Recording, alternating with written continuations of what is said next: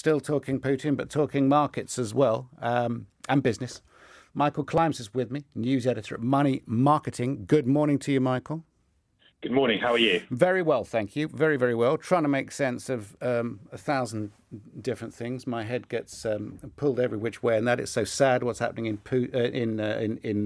Ukraine, very upsetting. And of course, we're still recovering from COVID, and the effects on the markets and supply chains is just so profound.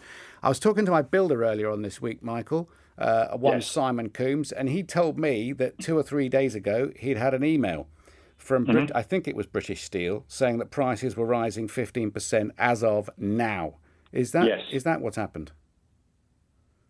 Well, I think that it's a very, very good point that you raised, because prices are rising, and obviously one of the massive stories this week was with the Bank of England deciding to raise interest rates to the highest level since March 2020, when the COVID lockdowns began. So we went from 0.5% to 0.75%, and energy bills and food costs are increasing. And this, concern about the war in Ukraine has just only added to things. And there's fears that will push up prices further. We know that the Bank of England, I think the Monetary Policy Committee, are in a sort of very delicate balancing act position in terms of prices, where prices are going. And that their decision will give Chancellor Rishi Sunak much food for thought in the forthcoming spring statement on the... Well, he's not going to change anything, is he, when it comes to the national insurance rise? They've broken a manifesto pledge and they're going to stick with it. That's a very, very interesting question. I think that that is probably still, if you were going to the bookies, you probably would make a bet that they wouldn't U-turn on that. But, who knows? We'll have to see. Rishi has made clear his views on sort of his economic vision in a lecture recently, at the end of February, the May's lecture, where he talked about productivity and low taxes. So he clearly wants to put the public finances on a more sustainable footing.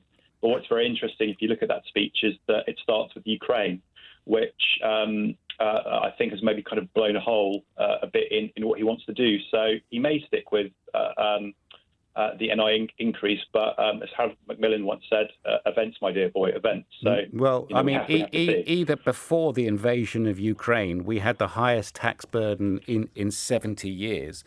Rightly or wrongly, that is quite simply a fact.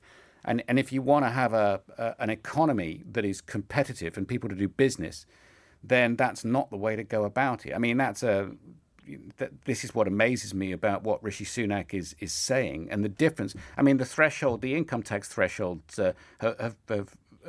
will remain frozen until 2026, for instance. It's just extraordinary to hear, the reality on the one hand and what comes out of his mouth in another. I'm sorry, that is just. I can't wait for the spring statement to see how he gets out of this. I think that's fair enough, but I think that he's in a bit of a bind, and I think we're all in a bit of a bind. In terms of the politics versus economics, if you think about it, because, since, when COVID started, we saw all these extraordinary, interventions with furlough and the loan scheme and all these things. And I think that they were the correct thing to do. But I think that people have, unfortunately, may have got used to sort of a level of government intervention, which isn't quote unquote normal. And so with the energy bills, people might say, oh, well, why can't the government just, take care of us and do all that again and spend all that money like they did during COVID? Why can't we just be taken care of? The government can do everything. Yeah. And obviously that's not quite true, I think. Well, it's not true 100%. That is for sure. P&O Ferries, number 10 has admitted that it knew about it. This is an interesting story, an absolute disaster for the 800 employees who've been let go now. But number 10 knew about it just a few hours before. Is that right? Yeah, that seems to be the case. I think we're still learning more about that. I think it's fair to say that this government, if I may say so, isn't always particularly straight, if I can fiddle like that about what it knows and when it knows it, right?